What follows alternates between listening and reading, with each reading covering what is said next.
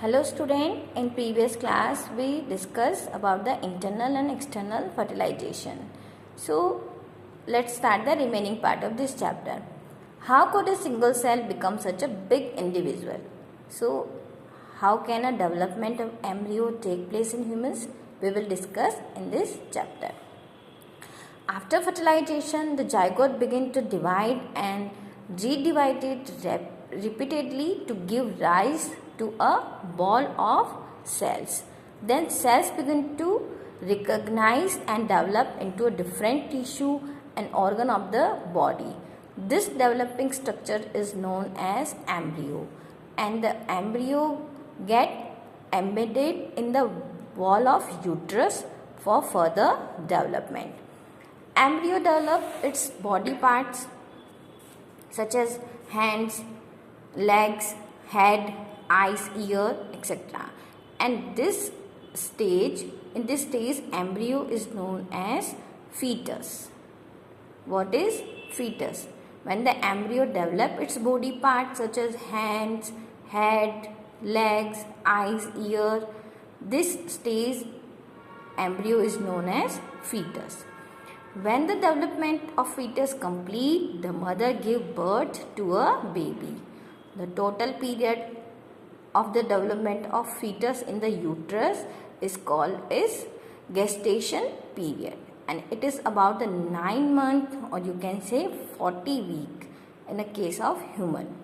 Inside the uterus, a layer of liquid called amniotic fluid protect the fetus from germs and other injury. Some animals in which internal fertilization occurs give birth to young ones, but some animals such as hen and the other birds, they do not give the birth to their young ones. They lay egg.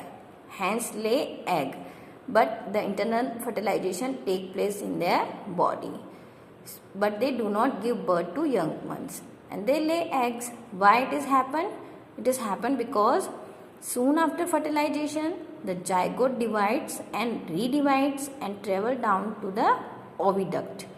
At that time, several protective layers were formed around the egg, that is, you can say, hard shell. And after the formation of hard and protective shell, hens lay their egg. The development of an embryo into chick take place about 3 weeks, and the hen provides sufficient warmth for the chick for the embryo development. This is called incubation. What is incubation? When the hen provides sufficient warmth for the chick embryo development, this is called incubation. After the chick is completely developed, it hatch out the egg shells.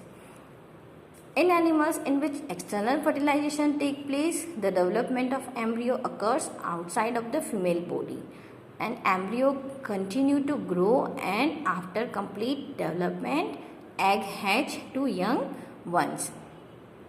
Frog's egg hatch to give numerous tadpoles that we can see moving in the water bodies. Our next topic is viviparous and oviparous animals. You know that some animals give birth to young ones, while some animals lay eggs which later develop into young ones. So the animals which give birth to young ones are called viviparous animals. What is viviparous animals? The animals which give birth to young ones. And those animals which lay eggs, they are called oviparous animals. What is oviparous? The animals which lay eggs. So the egg of a few animals are easy to observe because their mothers lay them outside their bodies. These are example of oviparous animals. But we would not able to collect the egg of a dog, cow or cat because they do not lay eggs. Their mother give birth to the young ones, and these are the example of viviparous animals. So student, have you clear what are the oviparous and viviparous animals? Our next topic is life cycle in a frog.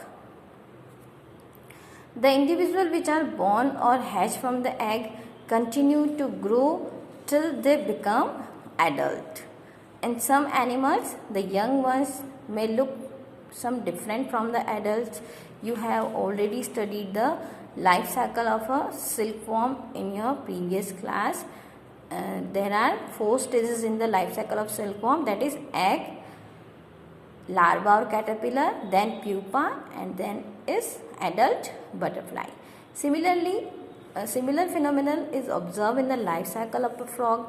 The life cycle of frog passed through the 3 stages, that is egg, larva, egg, tadpole and adult.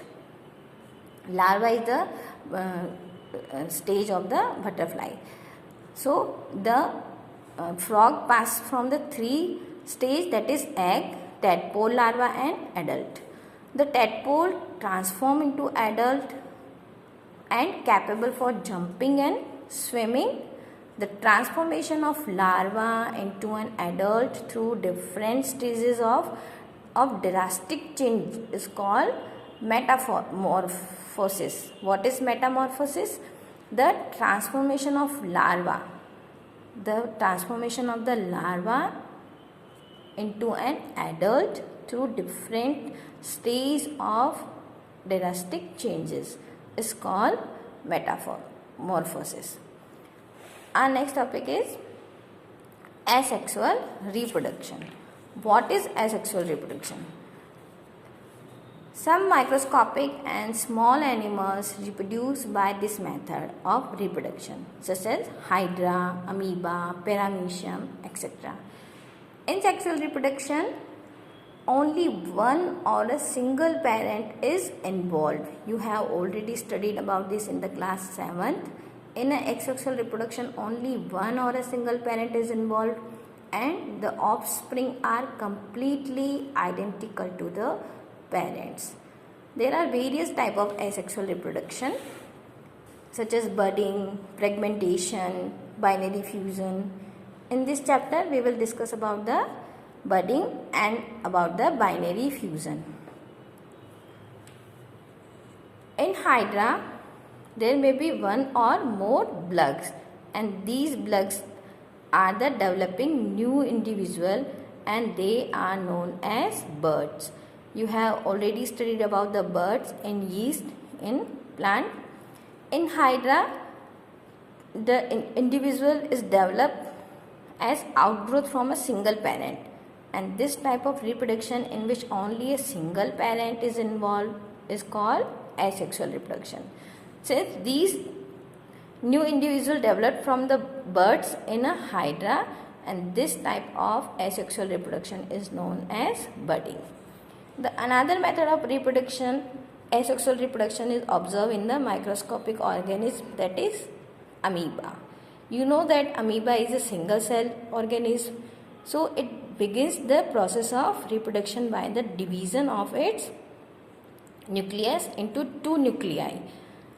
This is followed by a division of its body into 2, each part receiving a nucleus, and finally 2 amoeba are produced from one parent amoeba.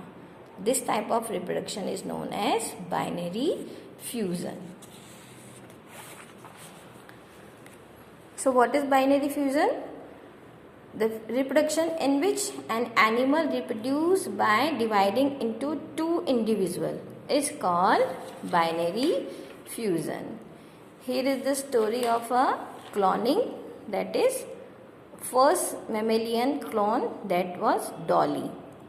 So what is cloning? Cloning is the production of an exact copy of a cell, any other living part or a complete organism. Cloning of an animal was successfully performed for the first time by Ian Wilmut with his colleagues in the Russian Institute in Edinburgh, Scotland, and they successfully cloned a sheep. That name is Dolly. Dolly was born on 5th July 1996 and was the first mammal to be cloned.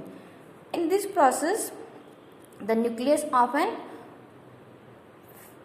Finn Dorset chip into the egg cell of Scottish blackface Eve, and the egg was implanted into the womb of Scottish blackface Eve, and the embryo developed and the bone of Dolly sheep. So student, our chapter is complete. I hope you understood this chapter. Read this chapter carefully and try to find the answer of this chapter.